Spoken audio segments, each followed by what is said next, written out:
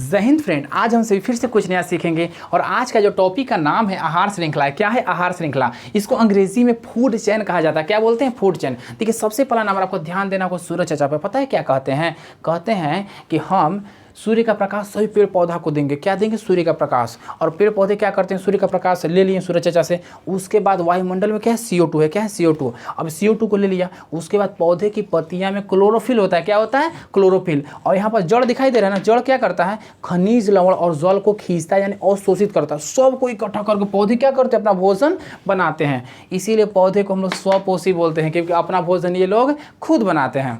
अब देखिए, जितने पेड़ पौधे आपको दिखाई देते हैं ना, उनको उत्पाद यानी प्रोड्यूसर बोलते हैं ना। उत्पाद यानी प्रोड्यूसर। अब आपको सर प्रोड्यूसर उत्पाद क्या होता है? देखिए, उत्पाद का मतलब ना कि पौधे क्या होते हैं? उत्पाद इसलिए कहलाते हैं क्योंकि ये अपना भोजन खुद बनाते हैं और साथ ही साथ जो भोजन बनाए, फल फूल सब्जी, सभी जीव जंतुओं को देते हैं ना। सभी जीव जंतु क्या करते हैं? उसका उपयोग करते हैं ना। हम लोग क्या है? जीव जंतु हैं। किसी को मान लीजिए आप कुत्ता बोल दीजिए, अरे तू कुत्ता है, ना गुस्सा हो जाएगा, हमारा कुत्ता बोलेगा तू। और उसी को शेर बोली ना, वाह कितना अच्छा हमको शेर बोलता है, समझें? तो ध्यान से देखिए, कुत्ता बोले चाहे शेर, दोनों तो जानवरों के नाम है ना। अब यहाँ ध्यान से समझिए, जितने भी पेड़ पौधे होते हैं क्या होते हैं? उत्पाद होते हैं। इसको अंग्रेजी में क्या बोलते हैं? प्रोड्यूसर बोलते हैं। क्या बोलते हैं? प्रोड्यूसर। अब यहाँ पर देखिए, उपभोक्ता, जिसको अंग्रेजी में कंज्यूमर कहा जाता है। क्या बोलते हैं? कंज्यूमर।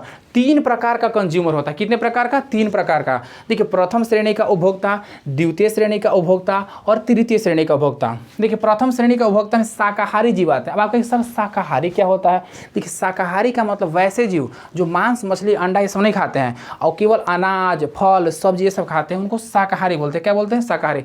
अब उदाहरण के तौर पर देखिए, गाय को देखिए, अगर गाय को मान लीजिए आप भूसा घास ना रोटी चावल दीजिए, खा लेगी।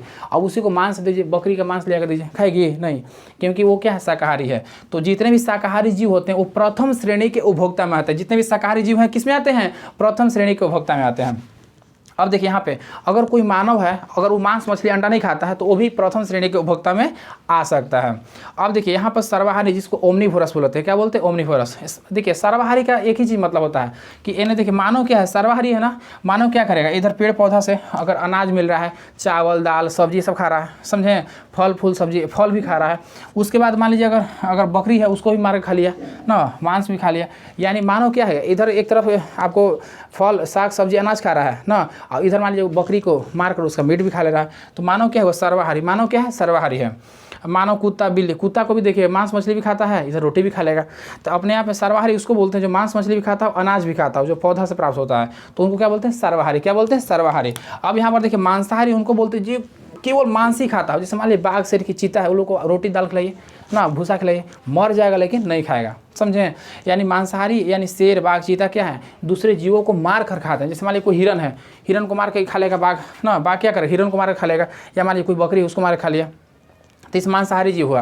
तो हम लोग 3 प्रकार के उपभोक्ता पढ़ें। प्रथम श्रेणी का उपभोक्ता, उसमें शाकाहारी जीव आते हैं ना। फिर द्वितीय श्रेणी का उपभोक्ता, उसमें सर्वाहारी है ना। तृतीय श्रेणी का उपभोक्ता केवल मांसाहारी होते हैं। देखिए, यहाँ पर ध्यान से आप लोग इतना पढ़ें। अब इसके बाद देखिए, आपको क्या समझना है कि पेड़ पौधे हैं ना, पेड़ पौधे को कौन खाते हैं? बकरी खाती है। बकरी क्या करती है? पेड़ पौधे को खाती है। और बहुत ज़्यादा अगर बकरी हो जाए, पूरा बकरी हो जाए, तो पूरा पेड़ पौधा को एकदम खा के एकदम खत्म कर देगा। तो हम लोग को ऑक्सीजन कहाँ से मिलेगा? तो वो दिक्कत है। तो बकरी को क्या करेगा? मानव उसको बकरी को मार के खा लिया, समझें?